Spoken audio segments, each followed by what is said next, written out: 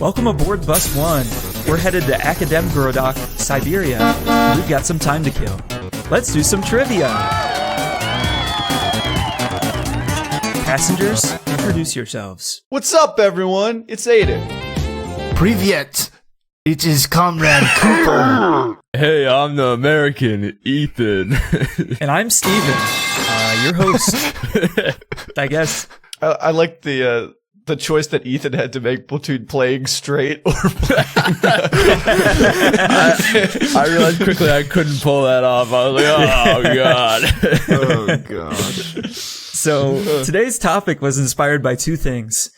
People really enjoyed the obscure and wacky stories about North Korean history in the Kim Il-sung episode. And if you haven't watched that and you're listening to this, go ahead and listen to that one. It's pretty good, I think. It is very good. Yeah. Count me as one of those people that enjoyed that. Right? Yeah, exactly. Number two is that I think it's unfair that some of you guys are coming in with prior knowledge on these things. Agreed. Have you ever considered that your fellow contestants might not know anything about what we're quizzing you on? Finally, the playing field is even. Yeah, exactly. The playing field is Ethan. I've decided to do trivia on a topic I don't think any of you will have any extensive background knowledge on. Today's topic is, well, you read it in the episode that you clicked on, but today's episode is niche Soviet experiments. Woo! Wow. I wonder if the guy who spoke Russian has any background knowledge on this. Yeah. I can't tell you a single other Russian word. He clicked on the episode. He knew. He knew. I just watched Chernobyl again, if that tells you anything. I feel like that's not a niche. I feel like that is enough. the opposite of a niche Soviet That's not. experiment. Well, maybe that gives you some background knowledge. They were doing an experiment when the disaster happened. When the Chernobyl happened. Yeah. So there's that. Can you believe that And Chernobyl you was didn't just even know a that. normal place until that happened? They No. probably had like a Can you sports team. believe it? I can't believe it. I can't They probably believe had a it. sports team. Is there jerseys for the Chernobyl somethings? Oh, God. Chernobyl hockey team. Chernobyl wasn't Yeah. the name of the town, though. It was Pripyat. Here comes Mr. Background Knowledge. Yeah, Back okay. in- Yo, he's already pulling it. Oh, God. Cooper's been on quite of a winning streak recently, so Don't he's say feeling that. very full Don't of say himself. that. Don't say that. We're cursing it. So to give some context before we jump into the trivia, the Soviet Union dedicated a simply massive amount of funding into their science and engineering programs and boasted the most scientists and engineers per capita in the world during its height. Soviet scientists were celebrities, and much of the Soviet propaganda had to do with their technological prowess. They did produce many genuinely useful inventions and brilliant scientists, some of which we will be talking about in today's episode. But due to the centrally planned but also corrupt and clique-based government, a whole bunch of projects got a lot more funding and attention than they really should have. Akademgorodok was a product of the Soviet Union's science culture. Because of the way Soviet wage and resource allocation works, they couldn't just give them a higher salary to give them a better standard of living. So they created Akademgorodok. We're keeping that in. I don't care. You can know that I mispronounce things. As a super bougie resort city out in the wilderness of Siberia just for them. So, as a Soviet scientist, your end goal is to go to Akademgorodok. They had all sorts of luxurious amenities not afforded to anyone else other than members of the leadership class, which included state-of-the-art medical facilities, one of the largest libraries in the country, access to way more food options, your own personal cottages, and even a picturesque concert hall. That's where you want to end up. You'll do anything to get there. That's nice. I will. I Anything. will do anything to get there. Okay. And don't forget, that's where we're going. Now let's get through these rules. So there will be 15 questions divided equally among 3 rounds. You can do the math on how many questions there are per round. Questions in round 1 will be worth 1 point each. Aidan? I was doing the math of Yeah. how many questions were in each round. What conclusion did you come to? There was probably 8 in round 1. He's so smart. He's such a smart Get guy. questions. folled by Okay, I'll get back All to right, you we on that cannot third. be hanging on the rules like this. no, though. we cannot. It was a visual gag. I don't know what he's done. Questions in round 1 will be worth 1 point each. Round 2, 2 points each. And round 3, you get the picture. We're keeping it simple with the point names. You need to buzz in today. Another classic choice. Once you buzz in, I will stop reading, so don't try to game the system. Once per game, there'll be a challenge question, which is a question with an incorrect answer. You got one shot, and you've got to take it. If you catch it, you earn 3 points, but if you don't, you lose 3 points. Classic.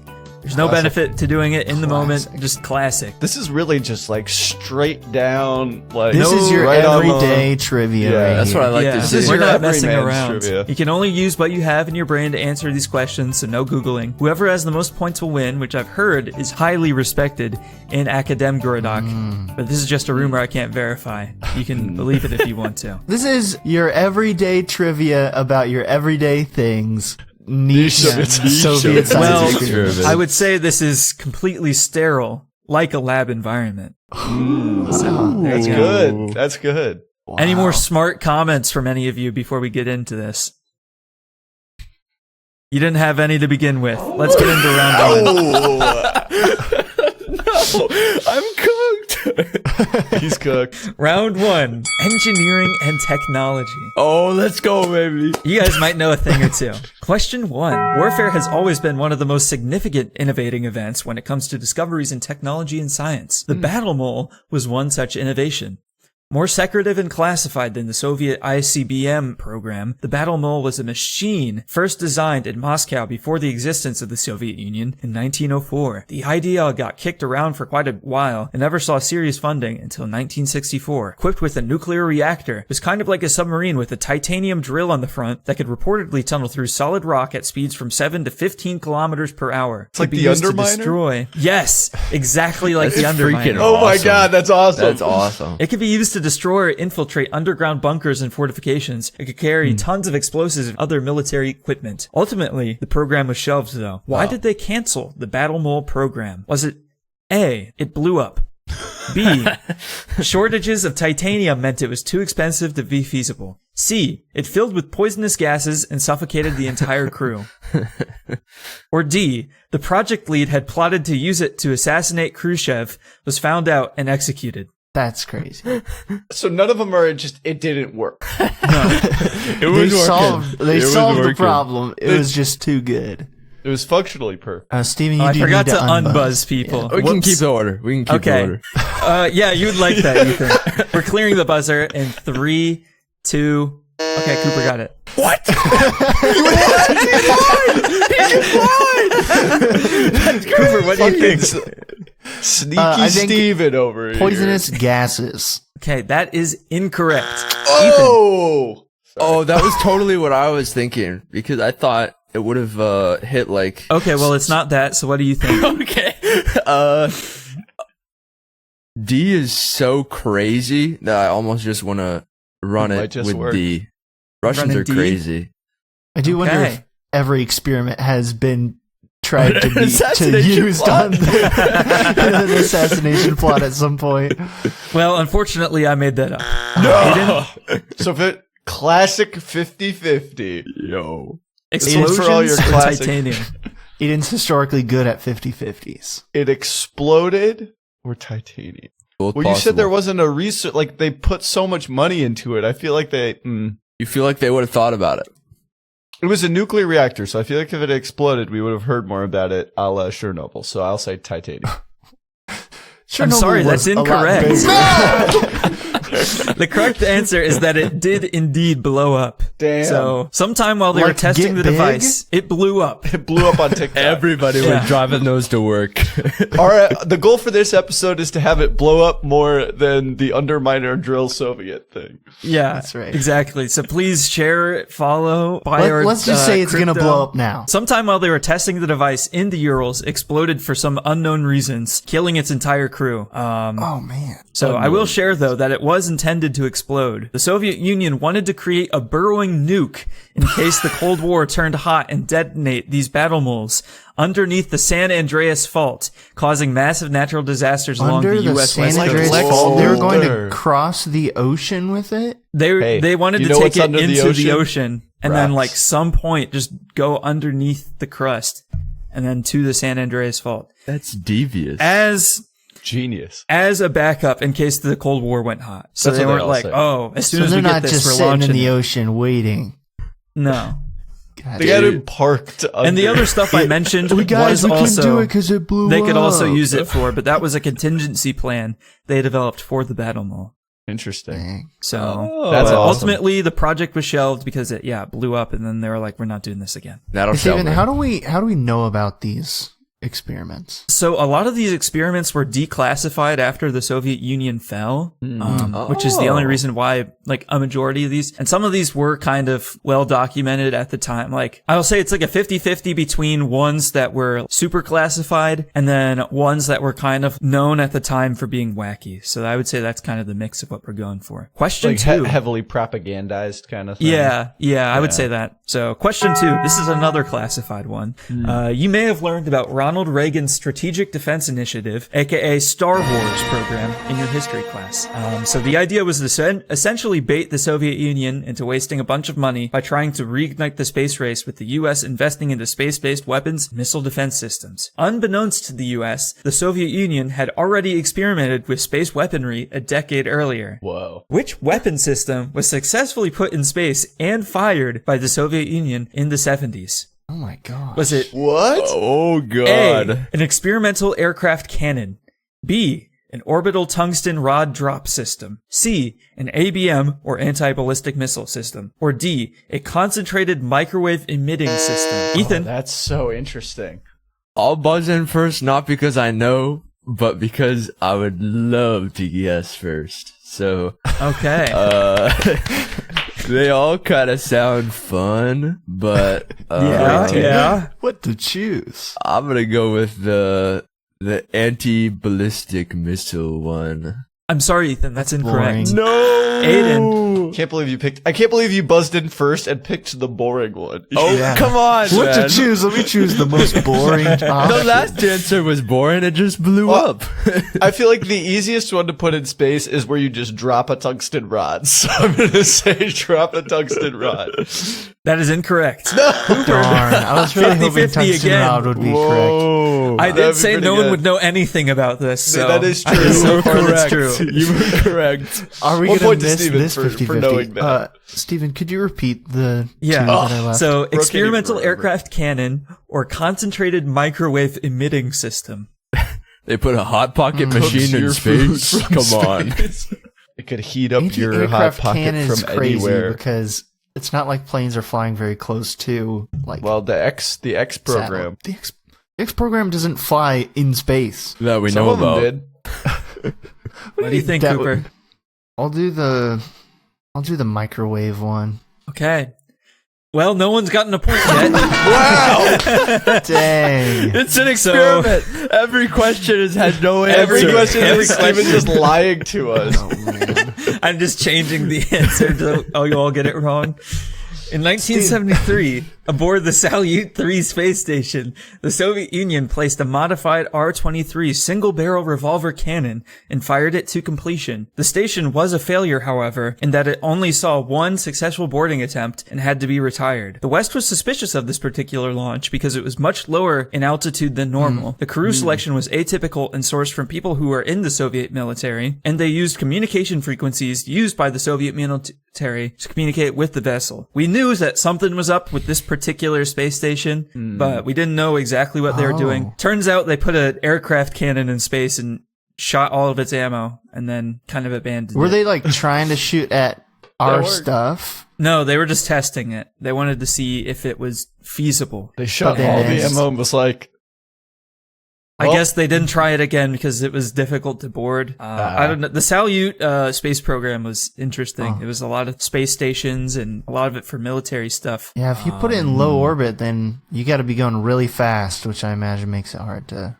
Yeah, so aim. Hard to shoot. it was tricky. aim to, I guess. Question 3. If you've been paying attention to the ongoing Russia-Ukraine war, or as it's called in Russia, the 3-day special military operation, then you know that one of the biggest innovations in warfare strategy has been the use of drones. But what you might not know is that this isn't the first time Russia has deployed remote-controlled vehicles. All the way back during the early years of World War II, during the Winter War, the TT-26, aka the Teletank, saw actual combat experience, a rarity for such an experimental weapon. Which of the Wow. following weapons was the TT-26 not designed to use in combat? Was it A, a flamethrower, B, chemical weapons, C, time bombs, or D, flak cannons?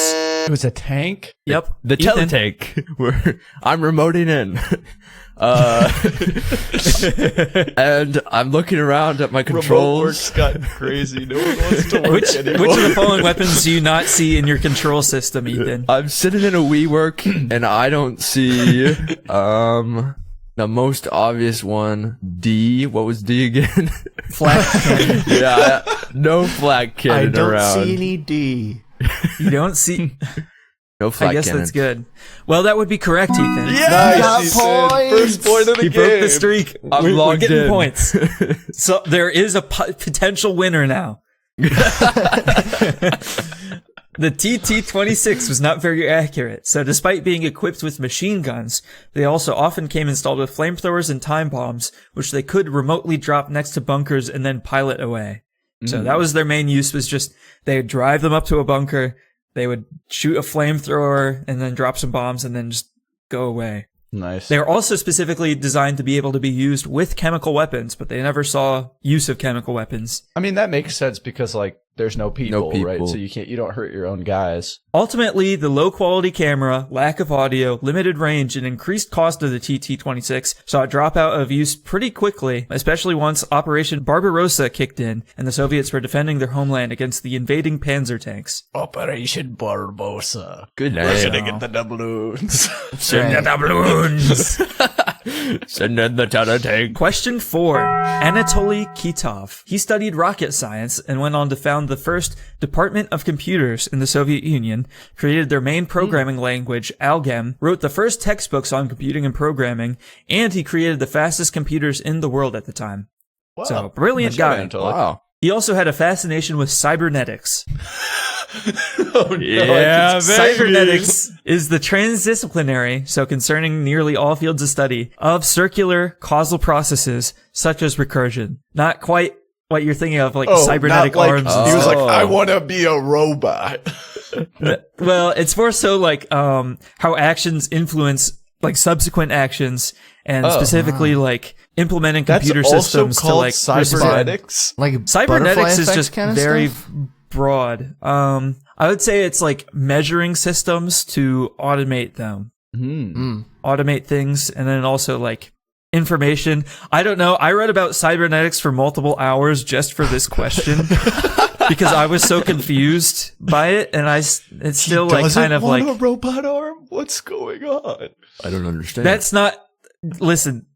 We're going to move on because I'm getting confused.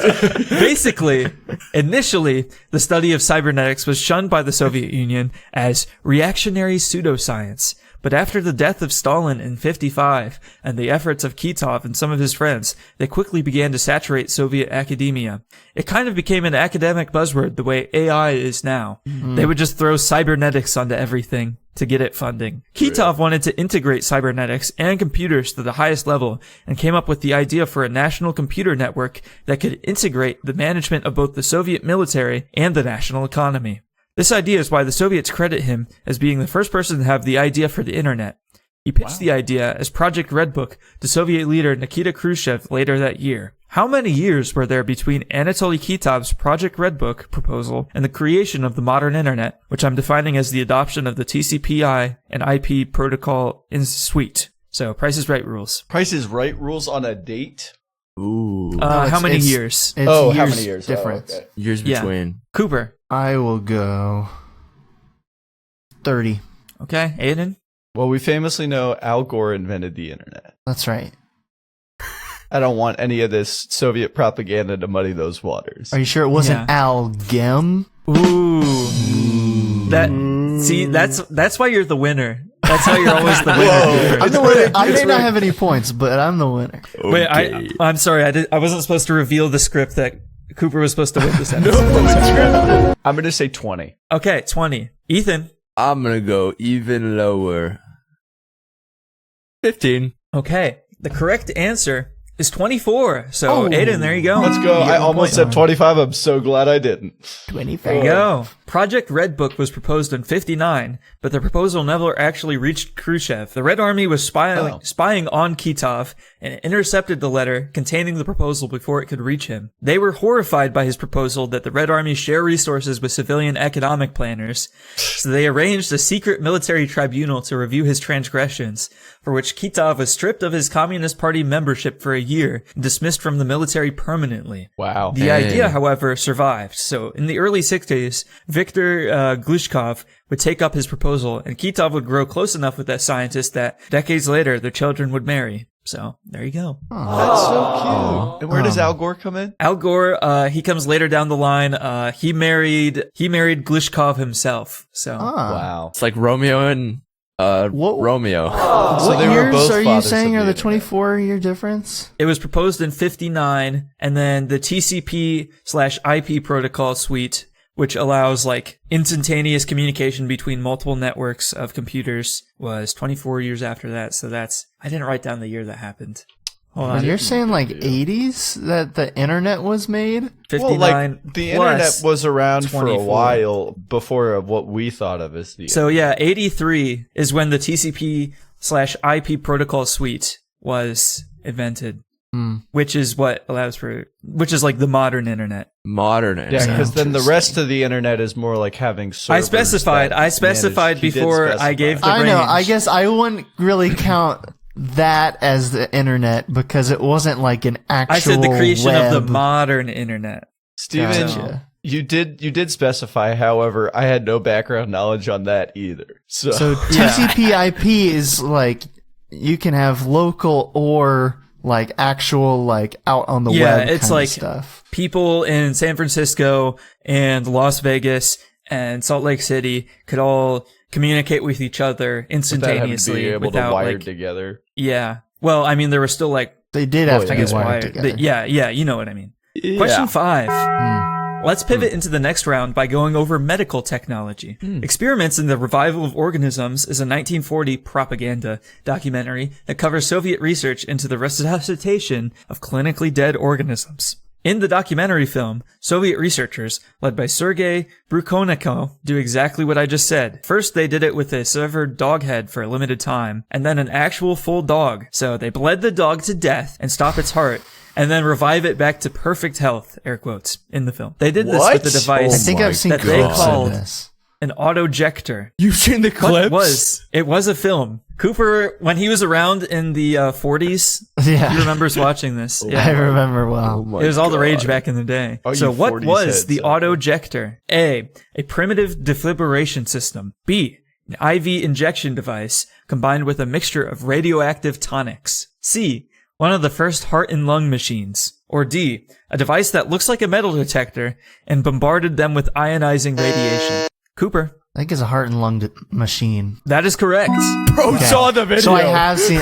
So the video that I've seen is like just a dog's head, like moving around and like looks like a normal dog's head, but then it's just like immediately behind it hooked up to like a pumping thing. Oh my god. That's like basically doing all of its organs What? work. Yeah, it's crazy. They did that? Oh my god. Well, I'll get into the video itself. Maybe the but- video is not real. I don't know, but that's what I've seen. So heparin, which is the anticoagulant necessary for cardiopulmonary bypass to be feasible, was discovered in 1916, and the Soviets were among the earliest to create the heart and lung machine in 1926, which they called the autojector, which roughly translates to self-acting pump. The 1940 documentary really brought the idea of the device to public attention, but let's talk about that documentary. It was propaganda, so they greatly exaggerated their research findings. The real dog that they killed and tried to revive was visibly unwell, had numerous health complications, and died pretty shortly after they resuscitated it. Because, as skeptics were quick to point out, the animal had undergone severe brain damage due to oxygen deprivation, which was a problem they didn't address. And as far as I can tell, no one has really fully addressed. The autojector wasn't actually able to revive clinically dead organisms, but it was influential in the creation of the devices that allow us to do heart surgery, so that's pretty neat. That is really neat. Yeah, and in the video specifically, I think the allegation is that for the dog head, it was like they put a balloon inside of it, and then they were like pumping it with air for the video to make it be like, oh, look, it's moving. Wow. I mean, hey, What? props to the special effects artists there. Yeah. That's, I love me some practical effects, I'll say that. But I mean, they fooled people.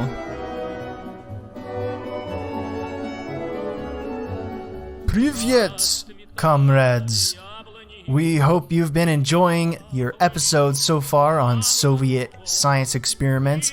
It's your boy Cooper back at it again with another mid-roll ad. Are these ads? I don't know. Anyway, if you love listening to Bus One Trivia, we'd love it if you would drop a quick follow, rating, comment, or review wherever you're listening. If you have something you want us to know, shoot us an email at hi@busonetrivia.com. Tell us your favorite episodes, topics you want us to cover, or hit us with a fact check. We'll even shout you out on our next episode. Speaking of which, shout out to Sarah from Ohio, who sent in her Ohio fun fact. Sarah, I don't want to spoil it just in case we put it into an episode, but it's pretty niche. So I imagine once we put it in an episode, you'll recognize that it's yours, because I doubt we would have come up with this question otherwise. So keep a lookout for that in a future episode. And thanks for emailing in, Sarah. Hope you have a good day. And everybody else as well, but not as much as Sarah, because she emailed us. Finally, tell somebody about the show. Mention us at your next pub trivia outing. Send an episode link to your coolest group chat, or drop a recommendation in your favorite niche subreddit. These one-to-one shares help us more than anything else we can do.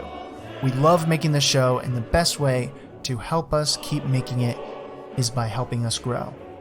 Lastly, we've seen your comments on YouTube. I see your comments, ladies, and they make me smile. We promise Steven is going to get back to the Kim episodes about North Korea. It's okay. We promise we're gonna get to it. But you guys loved that first one, and Steven's working on the next one. I promise. No spoilers. Probably not a spoiler, but the next one is Kim Il-sung was the first one. Kim Jong-il? Is that who's the second one? Yeah, Kim Jong-il. Oof. Anyway. Thank you so much for listening. And now, back to the episode. Do svidaniya, and good night.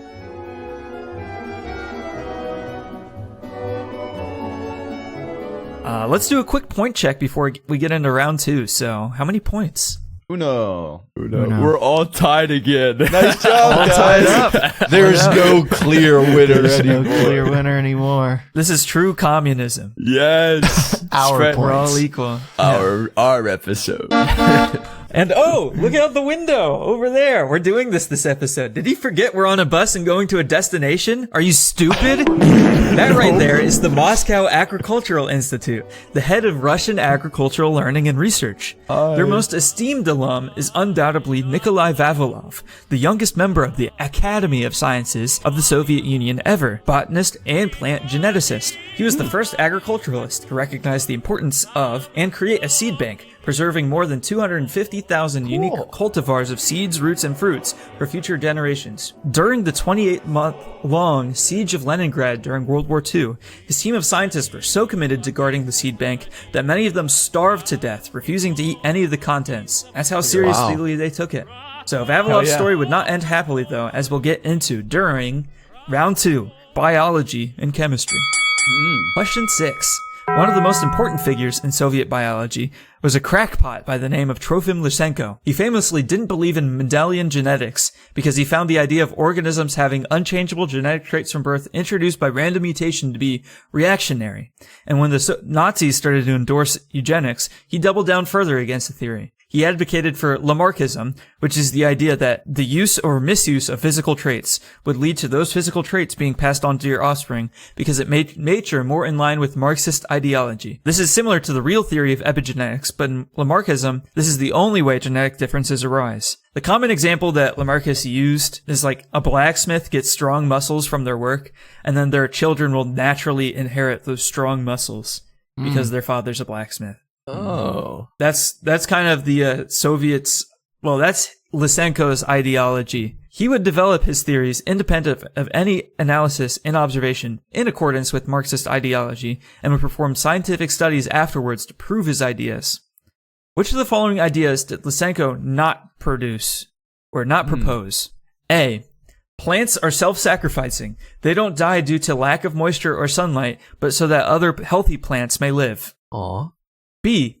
Dogs could reach the intelligence level of a person if we could only communicate with them and speak their language to teach them. C. How much milk a cow produces isn't related to genetics, but rather how happy a cow is. The better treated they are, the more milk they produce. Or D. Cuckoo birds are created when young birds are fed too many hairy caterpillars because they don't like hairy caterpillars. And 3 of these he came up with? 3 of these he proposed and genuinely believed. Ethan. I just want to start off and say, I like where this guy's heart's at. You know what I mean? He might not be exactly right on some of this stuff, but I He feel has like a beautiful view of the world. he's got a beautiful mind, you know? Wouldn't it be more beautiful if it worked that way? Yeah. I don't know. I don't know. Cows were all happy, and we'd have as much milk as we wanted. I feel like a lot of scientists study birds. A lot of them. Real. I A lot of almost- birders out there. I almost don't know if he would have studied cows. So I'm going to go. I love that idea, but I'm going to go cows. Okay, well that's incorrect. He did propose that. Bro Aidan. loved cows. So it's birds eating too many hairy caterpillars. Yes. Make them turn into cuckoo birds. They can turn Accurate. into birds. Plants are self-sacrificing, Plants so they self-sacrificing. choose to die to let other plants live. And then dogs can talk. And then dogs could reach if you could intelligence only communicate. if we Dogs are communicate. people If too. only. Dogs are Yeah. people too. The bird one seems out there. Like, the other 3 are all kind of like what Ethan was saying. Like, wouldn't the world be more magical? It's all very, dogs can understand you. Or dogs are smart, cows like to be happy, and plants are the Marxist ideology. The cuckoo bird thing is like Communist so plants. fucking weird, so I'm gonna go that one. Okay, well that's incorrect too. No! 50-50. A lot of 50-50s this I- episode. I'm gonna say that. I'm gonna say the dog one. That is correct. Ah, You get 2 points. Nice. nice. As far as I'm aware, he never made this claim, but it wouldn't surprise me if he did actually believe this. All the other things I just listed, he did believe though, and he So did propose. You put your head into his you put yourself into his shoes and was like, Yeah, if I was this I guy, what are imagined some I was other Lysenko, and I was like, what would he say? But the kicker is that this greatly influenced Soviet agricultural research and policy. When I said he was important, it's because the Soviets put him in charge. So in the early 1930s, when the Soviet famine occurred, mostly due to Soviet policy in Ukraine and rural Russia, and the government was looking for a solution, this was the guy they elevated because, his theory really lined up with Soviet ideology and also was like, we can fix the problem immediately. There's going to be no hard decisions. I know what we need to do. Just stops So the they- plants from self-sacrificing themselves, and then it will be perfect. Yeah. Exactly. Yeah, make the cows happy. Make the cows happy, and then we'll have as much milk as we want. Stop feeding right. hairy caterpillars to those damn birds. There's too many. He was Cut the like hair in off. charge of Soviet agriculture for Wow. that time. So, Wow. question 7. I'm not done talking about Lysenko. Oh, One of his most influential studies was that of vernalization. Vernalization is a real process that can be done to crops, but as we'll get into, when combined with Lamarckism, it caused many issues. Charlie Chaplin rules, what is vernalization? oh no. Oh no. Best explain what the no. process of vernalization is. So it's a real thing, Yes, it is a real thing. and when you combine it with Lamarckism, It causes many problems. many problems. What? Vernalism? Interesting. Is that like an anglicized version of what it is in Russia? No, actual agriculturalists do vernalization. It's just that when combined with his ideology, it screwed things up. And the ideology is if Lamarckism, okay, that you inherit traits that based were off used of more in use life. and misuse in life. Mm. So what happens to you is basically your genetics. I'll give it Cooper. a shot. So my thought is like vernalism is, you said it's a process or is a... Yeah, it's a process. Okay. So maybe it's a process of like the cycles of a plant and like, I don't know, my thought kind of went to like crop rotation kind of thing of like each plant has its time rather than with Lamarckism. It sounds like you're thinking like, oh, if a plant doesn't succeed, then something's wrong with it and we cast it out kind of thing. I don't know. Ethan? Hear me out. Plant inbreeding. So my thought process is I'm hearing you out. I'm listening. You have me. I've got him full hooked. attention. So Lamarckism, blacksmith strong kids. So they take the strong plants and they're like, these ones are just gonna keep getting stronger, and they just inbreed the plants so that they become weak and genetically non-diverse, so that like famine and stuff, like it'll be a monoculture. So famine is like more prevalent because disease will just kill them all. Okay.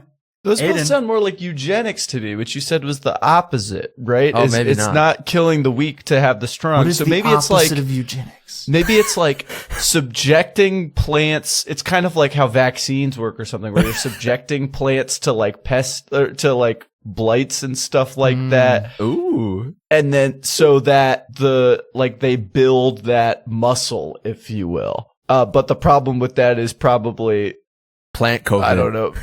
Yeah, you have a bunch of plants that are like specifically resilient to one thing, or I don't know, something like that. I'm going to say I like Aiden's answer the most. Oh, I do too, Steven. That was a good one. Vernalization is the induction of a plant's flowering process via the introduction of cold. You kind of hit on the thing of like introducing them to some sort of harm to create a change in them. Certain crops, especially winter crops, need cold to begin flowering. So by introducing cold to crop seeds all this at the same time, you can control and lengthen their growing season, making it easier to harvest many crops at once and increasing yield substantially. Interesting. Lysenko, of course, believed that this was inherited and falsified data to prove his hypothesis. So he thought, okay, you do this to seeds once, and then forever you've permanently changed their growth season, and you can plant them anytime you want. Oh. Basically. Falsified data? Yeah, he falsified data to prove this, because he would always have a hypothesis and then do the study to prove his, like... Oh, no. Well, he would always have, like, a conclusion about what the truth is, and then he would do a study and then, like, alter the data to prove his study, which is, like, the thing they tell you not to do in Yeah, science. the one That was what thing he that did. you're not supposed to do in Not the science. scientific method, folks. It's like, That's my hashtag. That's my scientific. his studies led to Soviet bloc farmers being forced to plant crops too close together. Because once again, remember that he was like, plants, they don't starve each other out. They like die to like help the other plants survive. So he thought like, oh, it doesn't matter how much you overcrowd them or anything. They're just gonna all work together. Interesting. And he did that at the same time, which worsened the famines, such as Holodomor. He was like in charge of fixing. No. Oh no. No. Lysenko and his ideology is responsible for potentially millions of deaths. Dude's Okay. insane. How I'm do you turning, I'm turning my You're like, opinion. I need he's to not take such a my cool guy. process I'm turning my opinion. to solve this problem.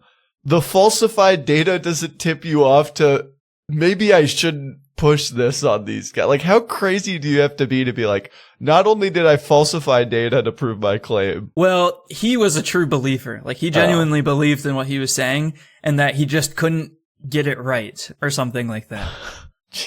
So he was like deluding himself That's by crazy. changing the data to like look better. But he was like, I know I'm right, so it doesn't matter. And he used this falsified data to convince Soviet leadership that his theories were correct. He also used this as a bludgeon to purge the Soviet Union of biologists who believed in Mendelian genetics, explicitly arguing that believing in genetics is fascist, executing and imprisoning thousands, and basically ruining Soviet agronomy and biology for 3 decades.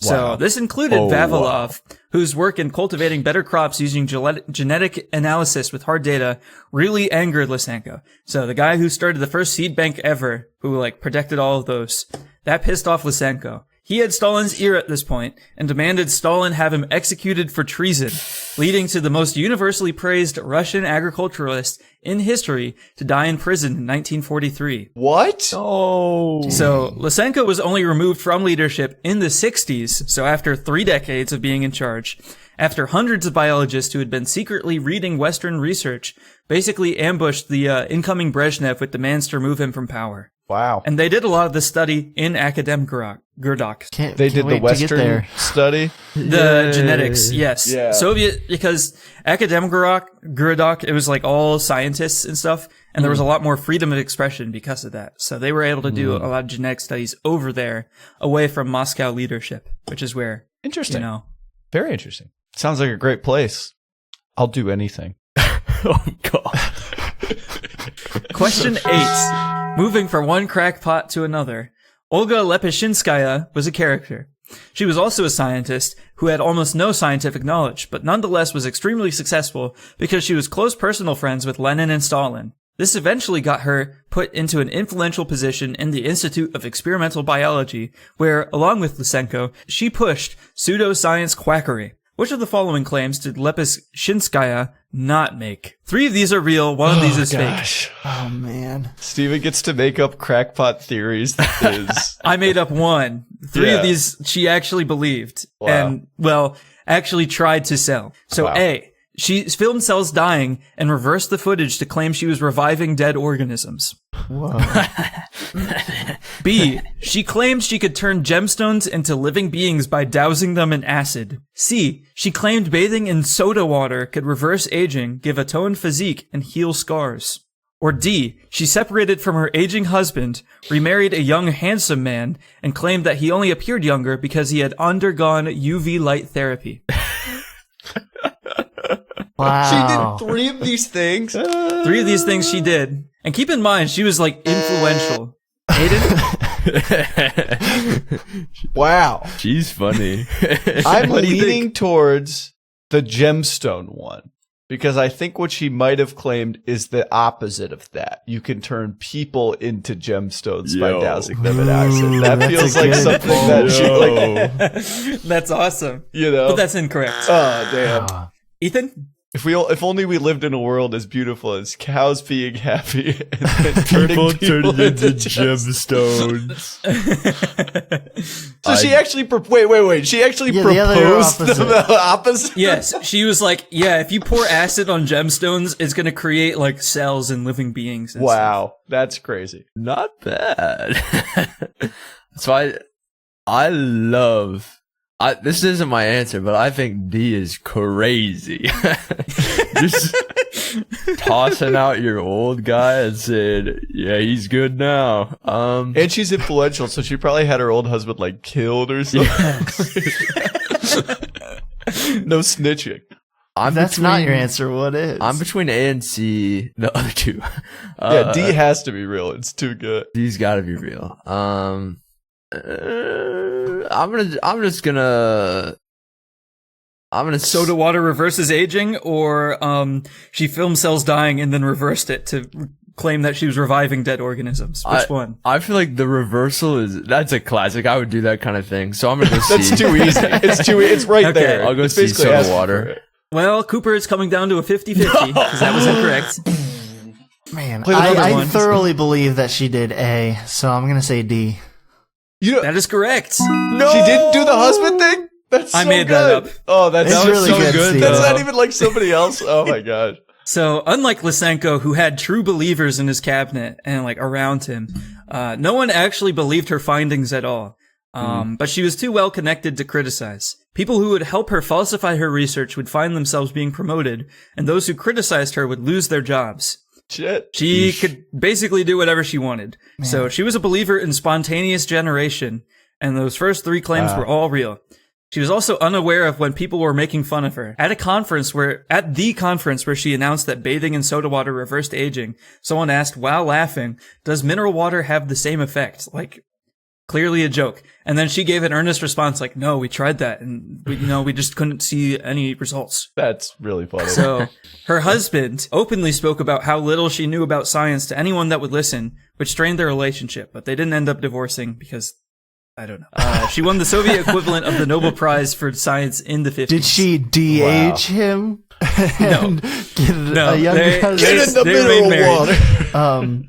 Maybe she made him the bathe in soda soda So, water. like, though. what did she do that she even got the influence? Like, So she was just really good personal friends with both Lenin and Stalin, yeah, prior that's all to you the need. Soviet Revolution. And she was like, I always wanted to be a scientist. Like, here's I got a spot unlimited just for money. you. go. Yeah. That's crazy. So Infinite that's all she power. needed. And she got to give conferences. She got a Nobel Prize, essentially, Wow. for science in the Soviet Union. Did she ever like pull off something actually helpful? As far as I can stumble tell, into she didn't it? have a single useful project the once. Soviet Union was really cooked from the start then, huh? Yeah, I mean, Well, it makes you think like quite corrupt. how much of that shit is going on in like countries that didn't collapse that it just hasn't come to a head yet, you know? Question 9. It may or may not surprise you to learn that the origin for a lot of these weird scientific studies resulted directly from Soviet leadership. Stalin, as I mentioned, was good friends with Lepeshinskaya, was ideologically backing Lysenko, and reportedly did not believe in the scientific method. He maintained a lot of personal control over the Soviet science program, which led to some absolutely bizarre studies being mandated directly by him. Which of the following studies were proposed and ordered directly by Joseph Stalin himself? So, A. An elixir of immortality. B. The synthesis of petroleum using nuclear radiation. C. Study into telepathic communication. Or D. The creation of man-ape hybrid race of super soldiers. And Cooper? one of these is fake. One of these is real. Or real. Oh, okay. Okay. Yeah, I'm gonna say the telepathic one. that's incorrect. Aidan? I had gone into it thinking that one of these was fake, and so now I'm having to recalibrate to which one sounds the most real. Yeah. Did the other three, and I have to ask, did the other three, did you make them up, or did somebody else order them? As far as I can tell, Soviet leadership didn't order any of these other ones. Okay. I'm going to say the petroleum one. That feels very much like a resource-driven thing. Well, it's another 50-50. Ethan. Oh my god. So I'm Planet of the Apes or Immortality. Is that right? Yep. Which one? What to choose? The Immortality is such a classic trope. Dictator thing. Classic dictator move for sure. So Well, I'm the gonna, Kim Il-sung. Kim Il-sung episode. Remember, he started his own institute to do that very They thing. could have worked together. I'm gonna go that. I feel like it's almost a requisite of being in power to try to be immortal. Try to be immortal. Well, unfortunately, none of you got it wrong. It's the creation he would of play a man-ape hybrid race of super soldiers. Bro. So, Stalin ordered Russia's top animal breeding scientist, Ilya Ivanov, to use his skills to produce a super warrior. Stalin is said to have told Ivanov, "I want a new invincible human being, insensitive to pain, resistant, and indifferent about the quality of food they will eat." Wow. Which that part is hilarious. In 1926, the Politburo in Moscow passed this request to build a living war machine onto the Academy of Sciences, who engaged Ivanov and sent him to West Africa with many thousands of dollars to conduct experiments in impregnating chimpanzees by artificial insemination. Oh my god. So remember, Stalin was personal friends with Lysenko. Well, he was like fully on board with Lysenko. So in his eyes, like, oh, we're combining like the learned traits of humans with apes to create. So that's kind of like Wow. part of it was like he was inspired by Lysenko. Yeah, I guess that makes sense if you don't think about it for more than like 30 seconds. It made sense to Stalin. So in the USSR, a center was set up in Georgia, Stalin's birthplace, for the apes to be raised. When this didn't work, they tried the reverse, artificially inseminating human women with chimpanzee sperm. Oh my god. This, of course, failed, and despite it being Stalin's idea, Ivanov took the blame and was sent to a labor camp in Kazakhstan, where he died. Wow.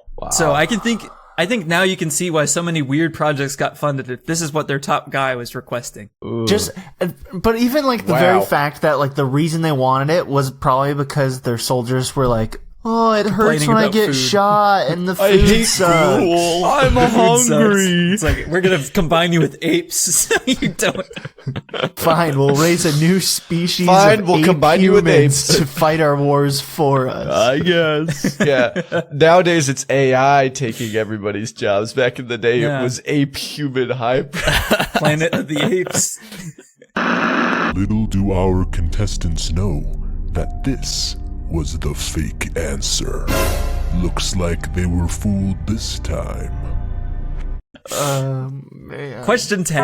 The Poison Laboratory of the Soviet Secret Services, also known as Laboratory 1, was a covert research and development facility run by the KGB. Their objective was to make the perfect poison, one that was tasteless, odorless, could not be detected post-mortem, and was extremely lethal. Which of the following facts about Lab 1 is not true? So 3 of these are real.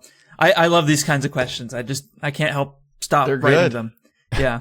A. Nikolai Kozletov, famous Russian geneticist, was kidnapped and poisoned to death due to his research. B. Nobel Prize laureate Alexander Solzhenitsyn was poisoned with ricin but survived. C. Joseph Broz Tito, aka the dictator of Yugoslavia, was assassinated by a lab-manufactured powdered plague, and the assassination was planned by the same guy who planned the assassination of Leon Trotsky. Or D. Chess Grandmaster Garry Kasparov only drinks bottled water and eats prepackaged foods because he has been threatened by the Russian government too much. Which of So these is 3 of fake? these are real. About just poisoning in general or lab. Well, one. specifically because of Lab 1. So there was a plague that killed the Yugoslavia guy. Yeah, they had a powdered plague, Plague Inc. which is what killed him. Like Powdered they tried to plague. get Is that like anthrax kind of thing? I don't quite understand how it works, but when you powdered get the plague. yeah. It's plague in powder form. What Yeah, else do you need obviously. to understand? It's like you freeze dry it, and then you just It's like freeze-dried bubonic plague. yeah. Is that what they found? Like the ice in Antarctica's melting and they got powdered plague out of it. Yeah. I'll take a shot. Okay, Aidan. I think the guy got poisoned and survived. The Nobel laureate got poisoned and survived. You think that's fake? Oh, fuck. Fake. God, I got confused again. Damn. Okay, sorry. Powdered plague. Guy got Nobel Prize, got laureate or whatever. Bottled water, and then what's the last one? The famous Russian geneticist was kidnapped and poisoned to death due to his research. Nikolai Kozletov. You talked about geneticists earlier. We did. And I'm trying to. I'm gonna go that one. That one's fake. Number 1. Okay, I didn't make that up. That's Cooper. real. Damn. I'll go the Garry Kasparov one. Ethan, another 50-50. Wow. Oh, man. I Good told luck. you guys. right from the beginning. You Yeah. know, This is Yeah. as wow. advertised. This is top But like trivia. statistically, that shouldn't be happening as much as it is, right? It's all an Maybe this is an experiment. experiment. It's all an truly experiment. 25% chance for any Yeah, of the I guess. answers. Just based on our discussions, I feel like powdered plague. How are you doing that? I don't know. You I'll didn't say like powdered plague. Steven's answer. Okay, well, that's correct. Nice. The scenario I read was actually planned, but ultimately canceled after the death of Stalin. Oh. Speaking of which, Wow. there's a widespread theory that Stalin died from poisoning due to Lab 1, as he was seemingly in good health at the time he died. Lab 1 tested their poisons by giving political prisoners poisoned food. They tested their poisons on people of all different weights, heights, and ages to ensure uniform lethality. And then ultimately they landed on a substance called carbolamine choline chloride, which is shortened to K2. I'm glad somebody in Russia still believes in the scientific method. Yeah. God. Yeah. They do it right for poisons. Yeah, they love poison. All right, let's get into round 3. So did the but first let's do a little Yugoslavia- point check. Guy Yeah? get killed at all? No, he was not assassinated. I forget how he died, but he was not assassinated by like powdered plague or anything. They planned to do that, but it fell through because Stalin died. Lucky duck. Survived another day. All right, let's do a quick point check. 3. I have 5. Cooper, you're not spreading Cooper, equally. You're not spreading the Come wealth on. equally. Cooper's not beating the allegations. Make that it this is 4. rigged. Just Cooper's make it not 4. beating the winning allegation. Come on. It's okay. Round 3. is where I am close personal friends with Steven, that when he rose to power as the host of this episode, I was brought up with him. round 3 is where we all. This is barely equalize. scientific. Round 3, the We have paranormal. completely thrown out the scientific We have method. left science. Oh my Round 3, god. the paranormal. Can we take a moment to pause and talk about, do you guys know the creepypasta of like the Soviet sleep experiments? Did you I guys almost ever? included that in this episode. Because it's No, not no, real, I it's a don't think it's creepypasta. Yeah. But Yeah. I was like so fascinated with that in like middle school. Can you that I even, summarize? like, Because I'm not familiar with this. I'm not the whole familiar. thing, it's a super long creepypasta story, basically about these prisoners in a Soviet sleep experiment where they're like given gas to keep them awake. And the whole thing is like they're awake so long that they start like cannibalizing each other. And then at the very end, like the Soviets open the door and they're like fighting back constantly and like have like super strength. And then the second they fall asleep, they die, kind of thing. And it's like it's super like creepy of like how they like talk about it and stuff. But I was like so fascinated with it. Yeah, I was reminded of that while I was writing this episode, and I almost included a question, but ultimately I found too many good experiments that I had to talk about. So, Real ones. real ones Well, that I now had to I'm talk thinking about. that would be a good challenge question, and then I'm like, all this shit is so weird. Anything could be a I challenge. know. Yes. Yeah. Yes, it's gonna be impossible. Yeah, one of these, like, which one did I make up? It's like, psych, they were all real. It's like, Yeah. oh wow. It's like I made up Question this whole 11. episode. Bernard Kaczynski was an electrical engineer who had convinced himself that the way brains function is the same way that radios function, and if we could just build the proper transceiver, we could read and even control the thoughts of others. He gave lectures on this theory and was widely popular throughout the 20s, which led to him receiving a lot of money from the Soviet government to study his theories. For his experiments, he teamed up with a famous Soviet circus clown, Vladimir Durov, to study their ability to control the actions of dogs. So Durov would stare deeply into the eyes of his own dogs. With the assistance of a device they called the brain radio to try and telepathically command them to do specific tasks. Follow, like, subscribe. We're sounding desperate here. Yeah, no. These specific tasks included retrieving a specific book or scratching a specific painting or getting on top of a specific table. So of the nearly 1,300 experiments they performed, which percentage of them did they record being a success?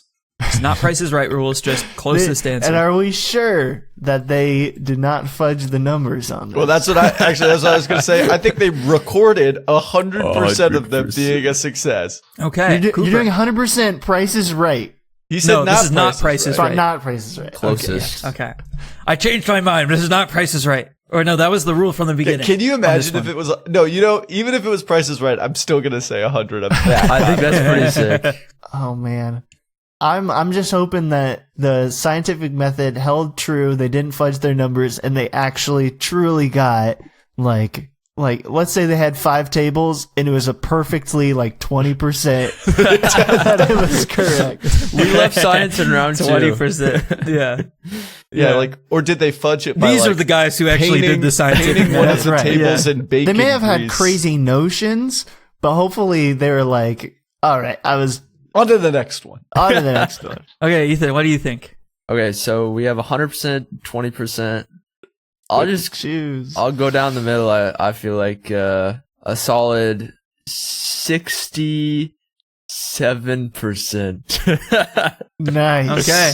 You did Nice, it. Ethan. You did it. Well, Ethan, that would put you the closest. Wow. It was 67 the exactly. percentage was 54%. Wow. Okay. Hey, So- maybe it works. Maybe it's true. Well, keep in mind that their definition of success was quite skewed.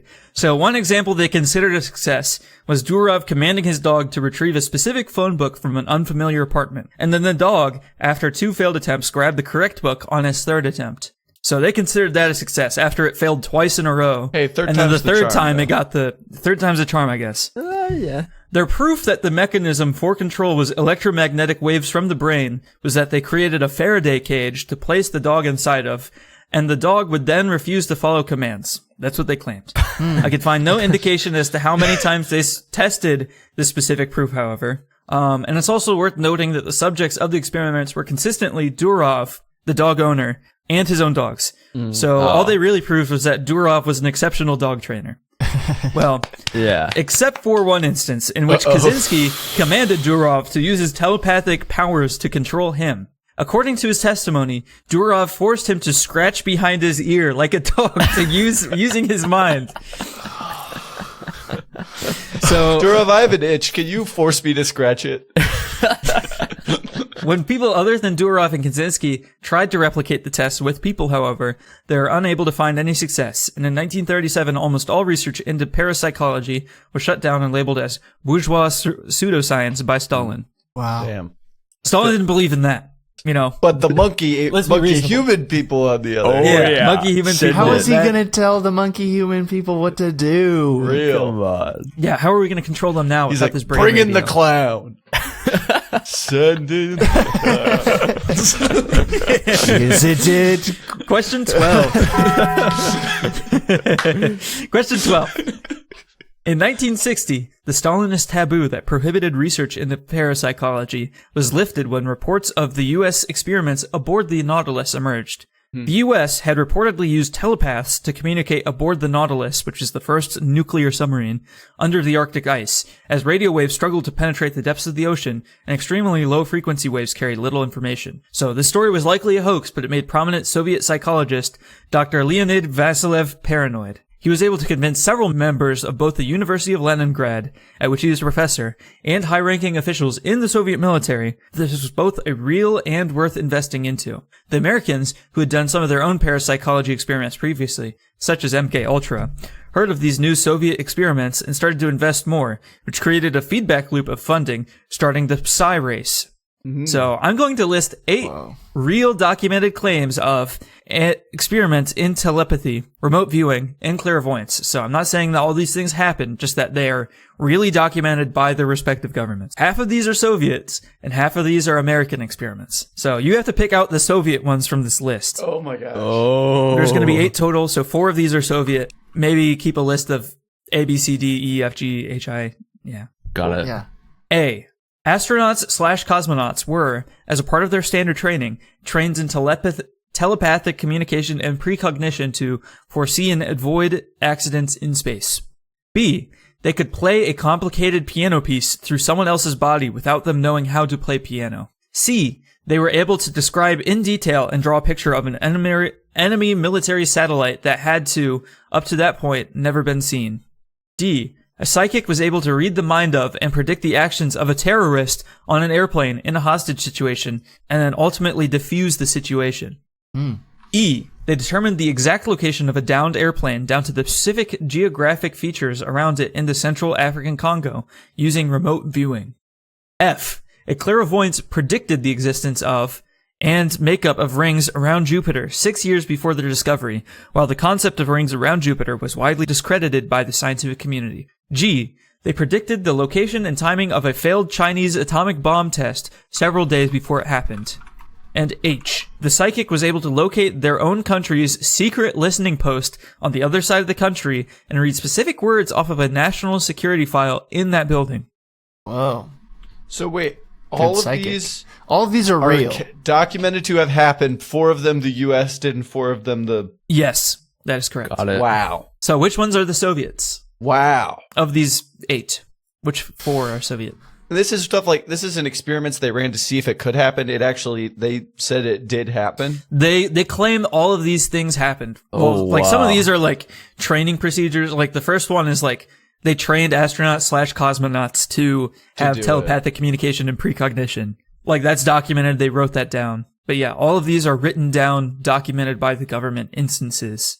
Okay, I think I have my 4. Okay. This is tough. This Yeah. is This Because is like tough. some of them do feel like American vibes. What is remote view? Is that just like being able to astral project, basically? Yeah, it's basically like that. I've got it. I've got the Okay. right answer. Got it. Answer's right there. I have also got it. Okay, Cooper. I'm gonna say the cosmonaut one. I'm gonna these are all the Soviet ones. Cosmonaut one, the enemy satellite one, the predicting the timing of the Chinese bomb, and locating the secret listening post. Okay.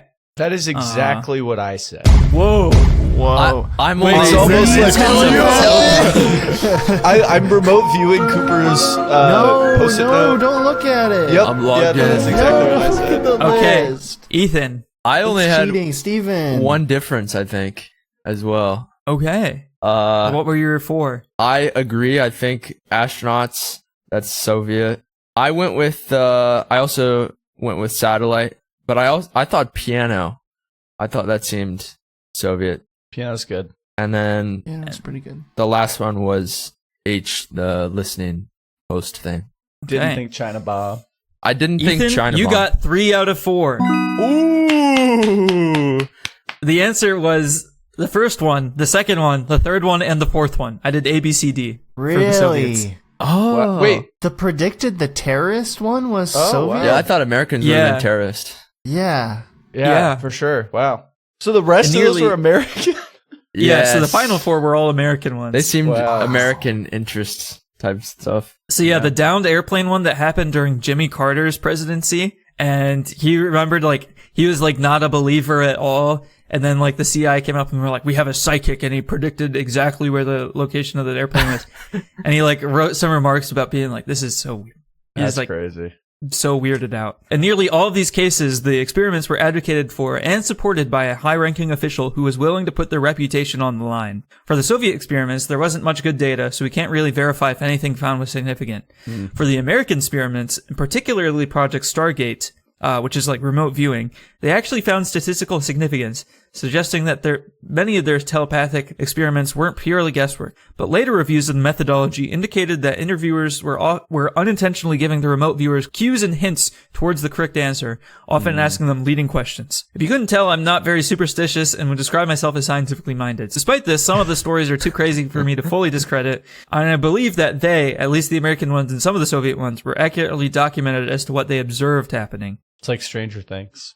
All right, question 13. Nina Kulagina was a Russian housewife who was famous for reportedly having telekinetic powers. She was approached by the Soviet Union and, through various experiments, performed various feats to demonstrate her telekinetic powers. Which of the following demonstrations did she not supposedly perform? A. She stopped the heart of a frog. B. She turned done off that. all the lights in the room. C. She separated an egg yolk from the albumin. D. She removed a match from a matchbox. Or E. She dramatically raised the heart rate of an enemy skeptic. Which one did she not do? Frog, egg yolk, skeptic, lights, and matchbox. Yep. Aiden. Match from a matchbox. I can figure out other ways that all the other things potentially happened, except for having to open and remove something from a matchbox. That is incorrect. Damn. Cooper. She did it. So what's the frog heart one? She took a He stopped his She heart. stopped the heart of a frog from stopped the beating. heart. That's so insane. easy. You guys can't do that? Bro. I thought everyone had that ability. Goated. Boom. I can kill frogs with I'm my literally mind. remote viewing a frog outside Cooper's house right now. Stop. Oh man. I'll say the enemy heart rate one. That's also incorrect. Ethan, 1 and 3 this time. Not a 1 and 2, 1 and 3. Egg yolk, frog, and Lights. lights. I'm gonna go the easiest one to fake. Maybe contrary to... I'm gonna say light switches. That is correct. Wow. Dang, So- Ethan's going Nice, he's running crazy away. right now. I made that one up. Ethan knows Crazy. his niche Soviet experiments. Wow. I just put my head in the space of I'm crazy. And it's worked. So a lot of high-profile Russian scientists, including 2 Nobel Prize laureates, were interested in her abilities, which she claimed to have inherited from her mother, and discovered she had when objects around her would start moving involuntarily whenever she was angry. She claimed this. Whoa. Wow. She also claimed that she needed a long period of meditation in order to activate her abilities, which would cause a sharp pain in her spine, and that storms interfered with her powers. Prominent investigators of supernatural claims back in the day found her demonstrations dubious. So no good data was posted, which is a commonality with a lot of these experiments. And many of her supposed feats could have been done with clever sleight of hand. She's also featured in propagandistic films sent to the United States, so it could have been from that angle. All right, for question 14, I'm going to be straying from the topic of experiments a little bit, but as Aidan always says, I come from money, so I can do whatever I want. Right. He says that regularly. I heard him say it right before the episode. Yeah. Guys, you're not supposed to tell them. The most famous supposed psychic in the history of the Soviet Union came to popularity right towards the end. Alan Chumak began appearing on Soviet state television during the late 80s, where he was allotted the 7:15 a.m. time slot to use his psychic healing powers on you, the viewer. Viewers were instructed to place a jar of water or cream, or whatever you like, as he put it, in front of the TV so he could charge the liquid with healing properties, giving it the cure du jour. Some examples would be things like anxiety and stress, or seasonal allergies and respiratory disorders. So this was achieved through the TV, by the way, by performing a series of repetitive hand motions and staring into the screen while the ambient TV static filled your room. So, viewers, I invite you to partake in our energy healing. Place a vessel filled with water or cream or whatever you would like in front of your screen. We will Actually, it infuse only the works liquid. on cream for me. That's crazy. That's soundbite. Only works with cream. I actually infuse need you the to put a liquid. cup of cream in front of your screen. Please. Cooper, his psychic abilities aren't fully developed. Anyone else Mine is have any other only cream stipulations? based. It needs to be approximately 16 fluid ounces. Okay. No more, and then no Ethan, less. it only works with And what? No more, no less. no more, no less, 16 fluid ounces. So we will infuse the liquid with the ability to quench your thirst upon drinking. Whoa. My fellow psychics, I ask that you do your best to infuse the liquid with your psychic energies, doing your best to imitate the style of Alan Chumak. Charlie Chaplin rules. Whoever can most accurately recreate his mannerisms and techniques will be awarded the points for this round. I feel like I I'm will kind be of spectating you. That was my gut instinct. Is the shit Okay. I was just doing. All right, Aidan, you demonstrate first. Please Okay. use your psychic powers. So he's kind of mixing the liquid. He's mixing the pot. That's He good. has a little bit of That's good. madness. Okay. And maybe he's doing like a little humana. Some kind of like gibberish muttering under his breath as he's like mixing in the cure. Okay. And the fingers are really important. I like Okay. that. Yeah, Of of course, of course. course. Because I that's like how the that. waves, the waves get through to the TV. Of course. Yeah. Come on. Of course. Okay. Who wants to demonstrate their abilities next? I think Aidan really downplayed the amount of eye contact that is really needed. So I think it's more like the cream will heal you. The cream will heal you. The cream will heal you. The healing cream. Drink the healing cream. The cream will heal you, comrade. Okay. that was good. That I was felt good. that one. I felt that one. I think Now I take a felt sip. that. Now take a sip. Hold on. Again, it only works on cream. I feel exactly different. 16 Water tasted fluid the ounces. same, but if that Good was thing I have a jar of cream with me if that right was here. cream, if that was heavy cream, ooh. Ethan. I think I really like what my fellow comrades were doing there, but I think we got to get a little bit more vibration into the party. You know what I mean? Ooh. So I'm thinking like.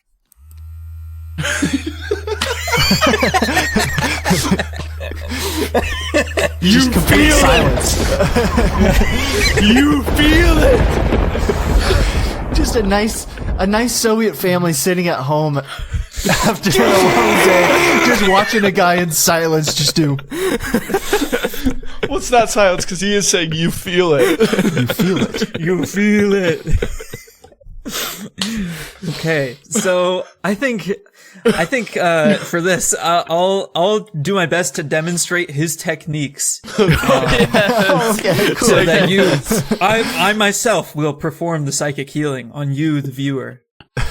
The first move that he would often do is called fine tuning, which is kind of like we just do like minute little like tweaking things. Ooh. As if he's like fine tuning.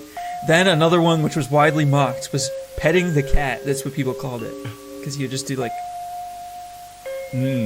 like he's stroking a cat. Okay. Then polishing the sphere, so he would like have an invisible sphere. So yeah, I thought Aidan's was like pretty Kind of similar to nailed that. polishing. He was Yeah. polishing. Guys. He would do like a sign of the cross, Oh. where he would do like all Whoa. sorts of like Interesting. those kinds of motions. The human scale, so he would like have his arms out, and then he would be like, Whoa. and then he would just like hold completely still for like.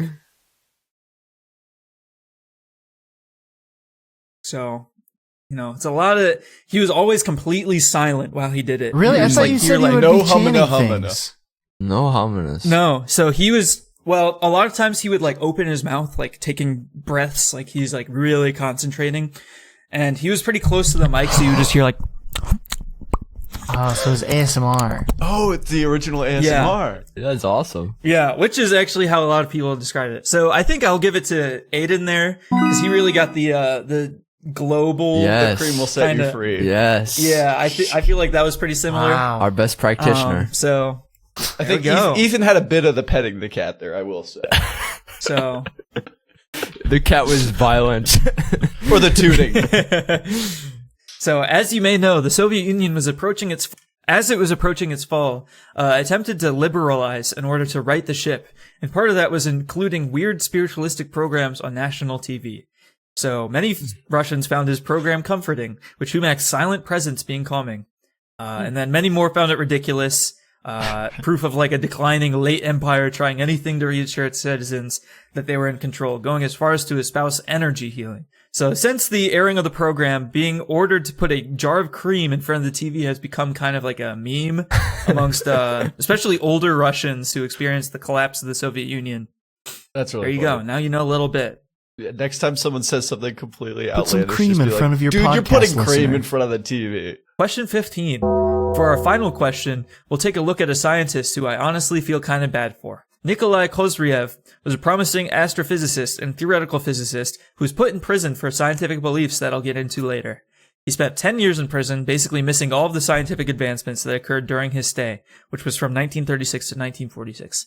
By the time he got out of prison and a bunch of scientific discoveries were made clear to him, like the sun being powered by nuclear fusion, he didn't believe in them. Despite this, he made significant discoveries in science. He was the person who first theorized that there is currently volcanic activity on the moon. He was the person who discovered that the moon has volcanoes that are active. But his other theory, the one he was arrested for, was that time is a type of energy that's in everything and is what powers the stars. There are a lot of weird implications with this that when taken to its logical extreme, which is what the inventors of Kozyriev's mirror did. These inventors, and I don't mean Kozyriev, theorized that by creating specifically shaped aluminum tubes in very specific locations, they could amplify time energy, allowing people to see visions of the past and potentially the future. They set up these aluminum tubes in bizarre locations, like on the far northern islands in frozen Siberia and in ancient archaeological sites in Bulgaria, and claimed to witness UFOs flying by these locations. The subjects would then enter these aluminum tubes and be sealed inside a complete darkness, allowing themselves to perceive the time energy. Which of the following visions did participants in the Kozyriev mirror experiments claim they had? A. Paleolithic hunters launching spears at woolly mammoths and also dinosaurs. B. Ancient humans making cave paintings with cryptic symbols. C. The first creation of fire by hominids, also the sky is green. Or D. Ancient hunter-gatherer tribes discussing the equal division of labor and capital. So why You had why to did throw that C in there. also have a random also the sky is green throw in? Maybe they specified that the sky was green in the past. Before sky blue, sky green. But that was just on C, right? Yeah, Only one of them saw the truth. yeah, only one of them Well, saw only that the one sky of used these to be green. answers is what they claim, right? Yes. Yeah, so only one of these is a real vision that multiple participants claim to had. The other Steven had. Yeah, the other Last ones I made night. up. The other ones I have in my dreams. In the What was- aluminum what tube was that D again? Steven sleeps in. Ancient hunter-gatherer tribes discussing the equal division of labor and capital. It's I funny. mean, that one's just like so on the nose that is it real or is it? I'll go the hunting the woolly mammoths one. That is incorrect. Ethan. Can you remind me, was B the woolly mammoths, or what was A and B? A was woolly mammoths. B was ancient humans making cave paintings with cryptic symbols. I'll go with B, the cryptic symbols. That feels weird enough. Quite cryptic. That is correct. Nice. Wow. So the participants claimed their heads were filled with tons of mysterious symbols and cave paintings. And then I will say some other people claimed to see some other random events in the past, but this was a commonality. So the cryptic symbols thing. So it probably worked. So this experiment was a rabbit hole within itself. So I'm just going to list a bunch of random events that they claim occurred while they were doing this. Several people reported feeling an inexplicable primal fear when standing near the mirrors. They placed a symbol of the Trinity inside the mirror, and it caused the room to become filled with black smoke.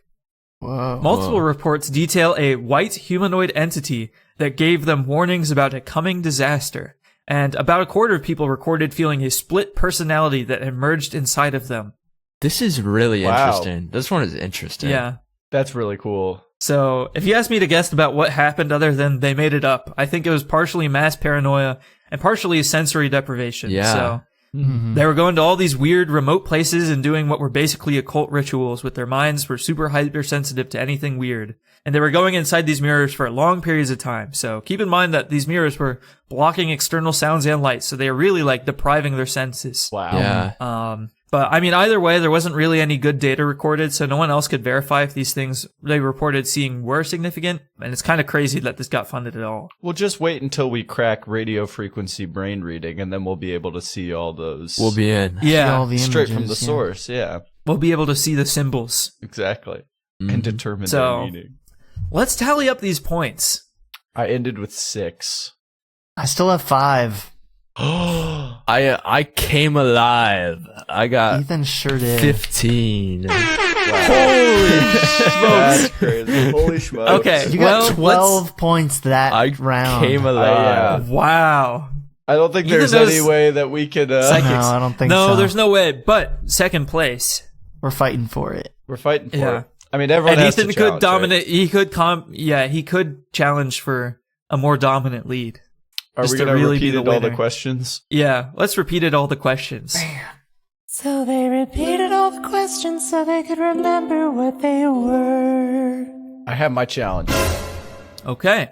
I think that guy totally believed dogs could reach human intelligence. It's the whole learned skills. Like, if you read them books enough, I feel like they could do it. Okay. Aidan believes it. Aidan. Cooper, what do you think? I have a few. This is tough. It's just tough. Yeah. This yeah. is tough. I just had to kind of shot. I had a few, but Okay. the one that I thought of is I think Americans did all 8 of your of the None of them were Soviet. psychic ones. Yeah, none of them were Soviet. Well, the Americans did have quite a wide range of psychic experiments. I will say that. Ethan? I agree. This is a tough one. This is, I think maybe I'll just go to the Joseph Stalin one, making the ape humans. That's crazy. That's awesome, though. I was thinking he thought of more. Oh, he went more into it? One of you got the challenge question, Oh man. That's so exciting. Okay. and that person is Ethan. Yeah. He's keeping it going. That's awesome. So Wow. He's right. Stalin did not order the creation of man-ape hybrid race of super soldiers. He did approve it, but like that was not his idea. Oh, okay. That was Ilya Ivanov's idea.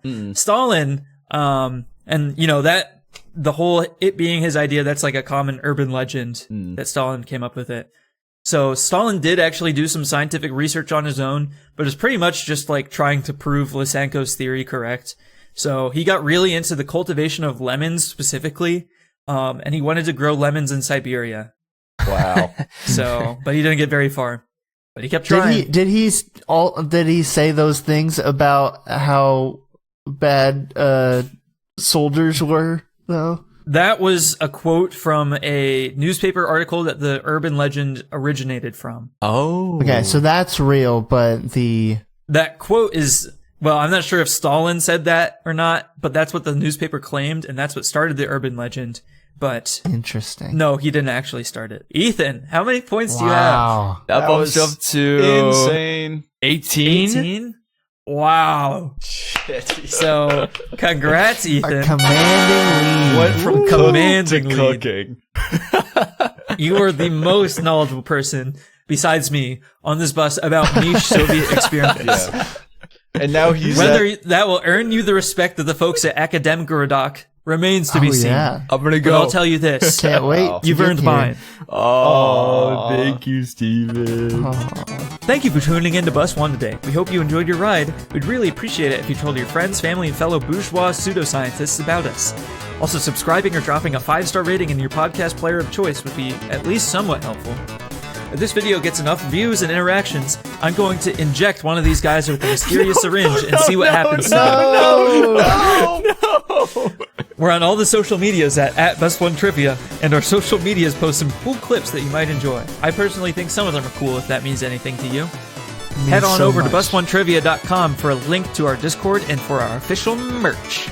Before we go, we'd like to thank Vert for the use of our theme song, 5978, which is a certified banger! It's so scientifically tested. Yeah. Thanks for riding Bus One. We'll see you next week. Your cream is safe. Healing cream, healing cream, healing cream.